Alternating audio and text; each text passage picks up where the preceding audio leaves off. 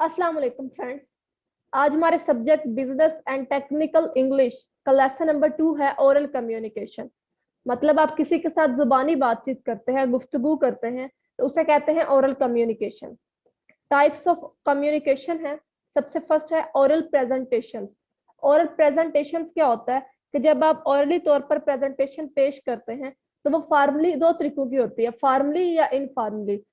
Formally या informally होता है कि आप सोच समझ कर बात करते हैं। आपको पहले देखना पड़ता है कि आपके सामने किस तरह की ऑडियंस मौजूद है, तो उसके सामने आपको किस तरह के मैनर से बात करनी है।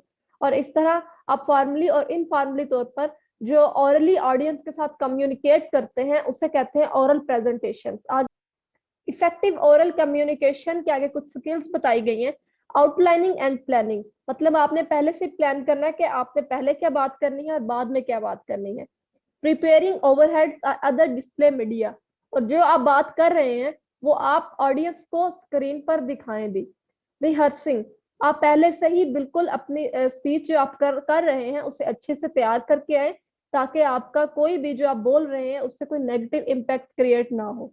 डिलीवरी, कि आपको अपनी बात ऑडियंस तक डिलीवर कैसे करनी है। उसके बाद है formal and informal oral reports.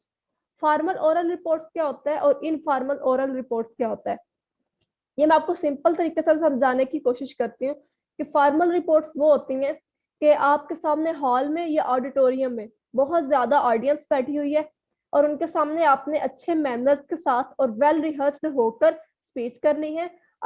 मतलब कि आपने अच्छे तरीके से बात करनी है, बोलना बहुत अच्छे तरीके से, अपनी ड्रेसिंग बहुत अच्छे तरीके से करनी है। मतलब हर चीज का ख्याल रखते हुए आपने एक स्पीच, एक रिप्रेजेंटेशन पेश करनी है। लेकिन उसी के बरअक्स इनफॉर्मल ओरल रिपोर्ट्स वो होती हैं कि एक छोटा सा ग्रुप होता है, आप ये कह सकते हैं कि आपके फ्रेंड्स का ग्रुप होता है, जिसमें आपको ये नहीं देखना पड़ता, ये ज्यादा सोचना नहीं पड़ता कि आपको कौन से कपड़े पहनने हैं, मैनर्स क्या रखने हैं। आप इनफॉर्मली कोई भी बात, कोई भी फन कर सकते हैं अपने फ्रेंड्स के साथ, तो उसे कहते हैं इनफॉर्मल।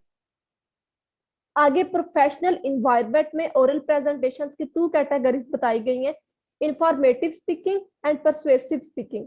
इंफॉर्मेटिव स्पीकिंग क्या होता है पहले हम देखेंगे। इंफॉर्मेटिव स्पीकिंग होता है कि आप ऑडियंस को कोई भी बात करते हैं, कोई भी बात समझाते हैं।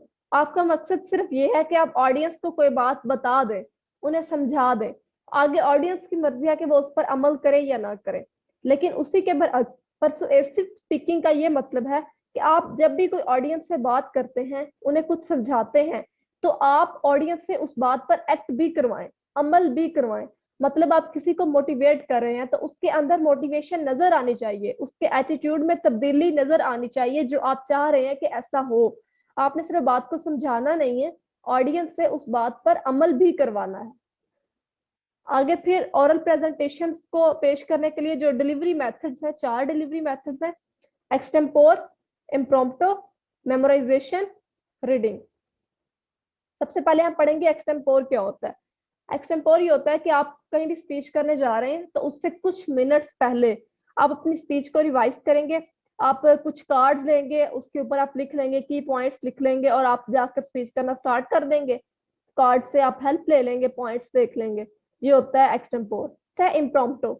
इम्प्रोम्प्टो में ये होता है कि आप विदाउट प्रिपरेशन चले जाते हैं, आपने स्पीच की कोई भी तैयारी नहीं की, कोई नोट्स तैयार नहीं किए, मतलब बस आप ऐसे ही चले जाते हैं, आपको टॉपिक मिलता है और आप डिस्कशन करना शुरू कर देते हैं। लेकिन ये उसी सूरत हाल में हो सकता है कि आपके पास अच्छा नॉलेज हो कि आपको जो टॉपिक दिया जाए आप उस पर बोलना शुरू कर दें, उस पर बात करना स्टार्ट कर दें। उसके बाद होता है मेमोराइजेशन। मेमोराइजेशन में ये होता है कि जो भी स्पीच आपने करनी है उससे पहले आपने अच्छे तरीके से याद कर लेना है, उसके नोट्स बना लेने हैं, उसके क्यू कार्ड्स बना लेने हैं, उससे पहले अच्छे से याद करना है। लेकिन मेमोराइजेशन मेथड थोड़ा रिस्की होता है। देखिए जाहिर सी बात है, जो बात आप याद करेंगे वो भूल भी सकती है, याद की हुई बात तो भूल सकती है, तो इसलिए ये इस मेथड को थोड़ा रिस्की समझा जाता है। आगे है रीडिंग। रीडिंग ये होता है कि आपने अपनी स्पीच को नोट्स पे लिख लिया है और वो नोट्स आप साथ ले गए हैं और आप वर्ड बाय वर्ड नोट्स से देखकर स्पीच कर रहे हैं। इस मेथड को बहुत ही ज्यादा नेगेटिव वे में लिया जाता है। हमारे नोविस स्पीकर्स कहते हैं कि अगर आपने नोट से देखकर स्पीच करनी भी है तो जरूरी ये है कि आप उससे पहले अपने स्पीच को थोड़ा तैयार कर लें, ताकि आप वर्ड बाय वर्ड नोट से देखने से बेहतर है कि थोड़ा सा अपने नोट्स पे नजर डालें और बाकी आप ऑडियंस की तरफ देख के बात कर दें। इस तरह आप हेल्प हेल्प भी ले लेंगे नोट से, और आप ऑडियंस की तरफ देख के बात भी कर सकेंगे। उसके बाद है प्रिपरेशन ऑफ प्रेजेंटेशन। सबसे पहला है knowledge of the audience. Knowledge of the audience का ये मतलब है कि आप अगर कहीं भी किसी ऑडियंस से कम्युनिकेट करने जा रहे हैं, तो सबसे पहले ये जरूरी है कि आपको पता हो कि ऑडियंस, आपकी ऑडियंस में कौन सी कैटेगरी शामिल है। मतलब आप स्टूडेंट से बात करेंगे या आप जॉब कीपर से बात करेंगे, यंगस्टर से बात करेंगे, आपको पता तो हो कि आपकी ऑडियंस में कौन लोग शामिल है, ताकि आपको आसानी हो सोचने में कि आप उनसे जाके क्या बात करेंगे। उसके बाद है नॉलेज ऑफ द सब्जेक्ट। मतलब आपको नॉलेज ऑफ द ऑडियंस मिल गया कि आप फॉर एग्जाम्पल स्टूडेंट से बात करने जा रहे हैं, तो उसके लिए आपको कुछ पहले याद करना होगा। स्ट्रिक्टली मेमोरी होती है कि आपने उनके साथ जाके बोलना क्या है, नोट्स तैयार करने होंगे, क्यू कार्ड्स तैयार करने होंगे, जिनसे जाके आप अच्छे तरीके से कम्युनिकेट कर सकें। उसके बाद है use of time and rehearsal. देखिए, time limits are to be observe. हम सब जानते हैं कि टाइम की कदर करना तो बहुत जरूरी है। टाइम को आप लाजमी ऑब्जर्व करें कि आप ऑडियंस का कितना टाइम लेने जा रहे हैं। पहले रिहर्सल करके देखें अपनी, कि आप कितने टाइम में अपनी बात खत्म कर लेंगे। अब लोग इतने फारिग तो नहीं है कि वहां के बैठे रहेंगे, जनाब आप बोलना शुरू कर दें, हम सुनते जा रहे हैं। एक टाइम फिक्स होता है कि आप इतनी देर में अपनी बात खत्म करेंगे, तो वो होता है कि अपने टाइम को ऑब्जर्व लाजमी करें। उसके बाद है पर्सनल अपीयरेंस। जो हमारी पर्सनैलिटी है, पर्सनल अपीयरेंस है, ये हमारी क्रेडिबिलिटी को इफेक्ट करती है। मतलब आपकी पर्सनल ग्रूमिंग लोगों को अट्रैक्ट करती है आपकी तरफ। पर्सनल ग्रूमिंग का अच्छा होना बहुत ज्यादा जरूरी है। Delivering and oral presentation. एक ओरल प्रेजेंटेशन आपने याद तो कर लिया, उसे अब आपने डिलीवर कैसे करना है ऑडियंस तक। हम सुनते आ रहे हैं कि वो कहते हैं कि आपकी बात जितनी भी अच्छी क्यों ना हो, लेकिन अगर आप उस बात को अच्छे तरीके से करेंगे नहीं, तो वो बात लोगों को इतना इम्पैक्ट नहीं करेगी। इसलिए बात के अच्छे होने के साथ साथ जरूरी है कि आपका बताने का तरीका भी अच्छा हो। तो वो उन्होंने बताया कि आप कैसे डिलीवर कर सकते हैं।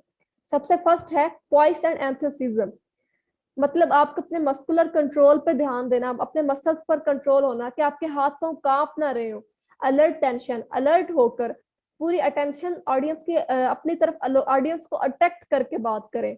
और आप जो बात कर रहे हैं उसमें आप इंटरेस्ट लेकर उन्हें बात करें। उसके बाद आई कांटेक्ट। आई कांटेक्ट बहुत ज्यादा जरूरी होता है प्रेजेंटेशन के दौरान। मतलब आप कोशिश करें कि आप हर शख्स की आंखों में देख के बात कर सकें जो आपके उस रूम में, उस हॉल में मौजूद है।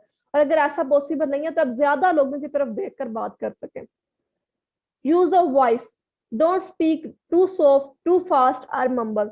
आप मतलब ज्यादा नरम आवाज में बात ना करें। Hear what you say, understand what you say. खुद भी सुने कि आप क्या कह रहे हैं, खुद भी समझें कि आप क्या कह रहे हैं। Use of pace. पेस का ध्यान रखें। मतलब पहले तो आप बहुत स्लो स्लो स्पीच कर रहे हैं और बाद में जनाब आप खुद ही स्पीच करते करते बोर हो गए, और आपने एक ही दफा स्पीड लगा दी और एक ही दफा सारी बात को खत्म कर दिया। ऐसे नहीं करना। आपने शुरू से ध्यान रखना है कि आपकी स्पीच के दौरान टोन क्या होगी, कहाँ आपने ऊंचा बोलना है, कहाँ आपने तेज बात करनी है, कहाँ आपने स्लो बात करनी है। Making a formal presentation. एक फॉर्मल प्रेजेंटेशन कैसे बनाई जाए, उसके लिए दो चीजें सबसे पहले बहुत जरूरी है, कंटेंट एंड विजुअल एड्स। मतलब कंटेंट क्या है जो आप पेश करने जा रहे हैं, और विजुअल एड्स में आता है कि आप लोगों को जो स्क्रीन पे आप दिखाएंगे वो क्या होगा। इसलिए हमारे पास वॉइस होती है कि आप क्या बोल रहे हैं, क्या बोलेंगे, आप कैसे बोलेंगे। आप बॉडी लैंग्वेज होती है, बॉडी लैंग्वेज से इंसान के एटीट्यूड का पता चलता है। अपेयरेंस होती है कि आप कैसा, आप कौन सा ओकेजन और किस मौके पर आप किस तरह की ड्रेसिंग करके गए हैं। उसके बाद है प्रिपरेशन, तैयारी कैसे करनी है। सबसे पहले the objectives of the talk, the main points of the talk. आपके बात करने का मकसद क्या है, आपके बात करने के मेन पॉइंट्स क्या हैं। तो इसी वजह से अगर आप तैयारी कर रहे हैं तो सबसे पहले आप एक लिस्ट बनाएं। उसके बाद आप एक ड्राफ्ट तैयार करें रिपोर्ट का, फिर रिव्यू करें उस ड्राफ्ट को। मतलब जो चीजें जरूरी है उन्हें रखें और जो चीजें नहीं जरूरी उन्हें रिमूव कर दें। Never read from a script. अपने स्क्रिप्ट की तरफ देख के कभी ना पढ़े। और जो अपने क्यू कार्ड्स रखे हैं वो ले लें, ताकि आपको जो की पॉइंट्स हैं उन्हें देख के आपको बोलने में हेल्प होती रहे। और उन क्यू कार्ड्स पर नंबरिंग देना कभी मत भूलें, क्योंकि अगर वो आगे पीछे हो जाएंगे तो आपके लिए मसला होगा। Right OHP or slide. इस बात का ध्यान रखें कि जो आपके पीछे स्क्रीन डिस्प्ले हो रही है उसके ऊपर जो स्लाइड आ रही है आप उसी के बारे में बात कर रहे हैं। ये ना हो कि आपके पीछे कोई और स्लाइड है और आप बात किसी और पिछली स्लाइड की कर रहे हैं और अगली स्लाइड आ चुकी है। बिल्कुल स्लाइड की तरफ जो आपके पीछे कंट्रोलर है, पहले उसके साथ रिहर्सल कर ले कि आपने कैसे बोलना है और उसने कैसे आपकी स्लाइड को मूव करवाना है। नेक्स्ट है मेकिंग द प्रेजेंटेशन। अब प्रेजेंटेशन को बनाना कैसे है? सबसे पहले ग्रीट द ऑडियंस। आपने ऑडियंस के साथ ग्रीट कैसे करना है? Good morning ladies and gentleman, कुछ भी आप कह सकते हैं। उसके बाद आपने ऑडियंस को बताना है कि आप उनके साथ क्या बात करने जा रहे हैं। उसके बाद आपने हर बात का ओवरव्यू देने के लिए तकरीबन 2 मिनट लेने हैं। फिर जो आपने पावर पॉइंट स्लाइड्स बनानी है, उनके वो तकरीबन 35 मिलीमीटर की होनी चाहिए। उसके बाद अगर आप एक बात को समझाने के लिए 5 मिनट से ज्यादा वक्त लेंगे तो आपकी ऑडियंस बोर हो जाएगी। Next, stick to the plan for the presentation. अपने टॉपिक से ना हटें। जो आप जिस टॉपिक पर आप बात करें उसी टॉपिक पर बात करें, अपने प्लान पर स्टिक रहें। उसके बाद वही बात आ गई है कि 5 मिनट इनफ है आपको एक पॉइंट समझाने के लिए। उसके बाद जो सेशन चेयरमैन होता है वो नोट कर रहा होता है। अगर तो ऑडियंस आपकी बात को ज्यादा इंटरेस्ट लेकर सुन रही है तो वो खुद ही आपको एक्स्ट्रा टाइम दे देगा अपनी बात समझाने के लिए। और एंड ऑफ योर प्रेजेंटेशन, अपनी प्रेजेंटेशन के लास्ट पे आप ये जरूर पूछें कि आप अगर कोई क्वेश्चन करना चाहते हैं। ऑडियंस से पूछें कि आप अगर मुझसे कोई क्वेश्चन करना चाहते हैं।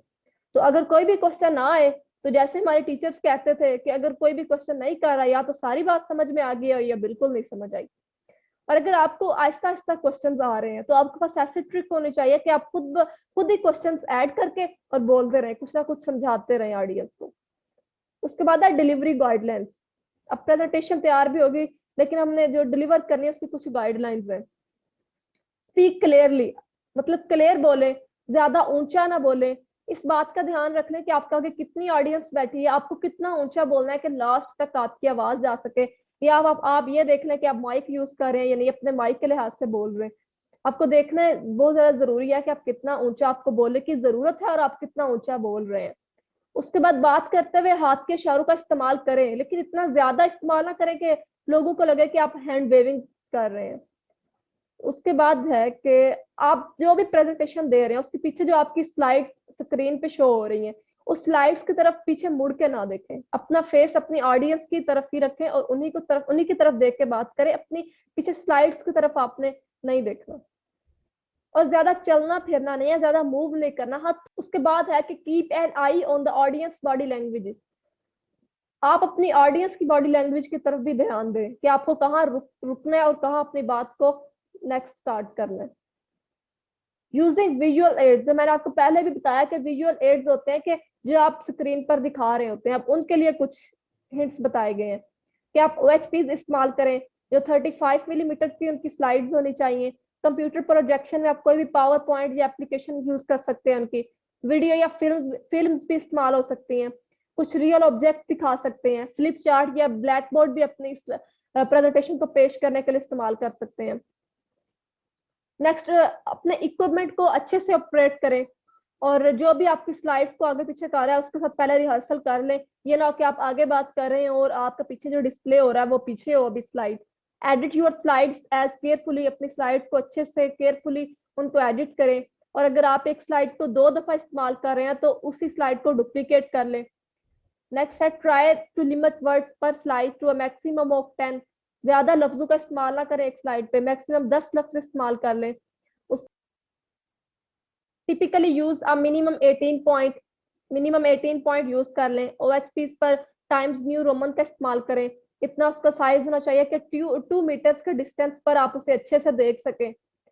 उसके बाद डायग्राम का इस्तेमाल ना करें, उस डायग्राम के इस्तेमाल से अवॉइड करें, क्योंकि अगर आप डायग्राम का इस्तेमाल कर लेंगे तो ऑडियंस आपकी डायग्राम की तरफ ध्यान देगी या जो आप बोल रहे हैं उस पर ध्यान देगी।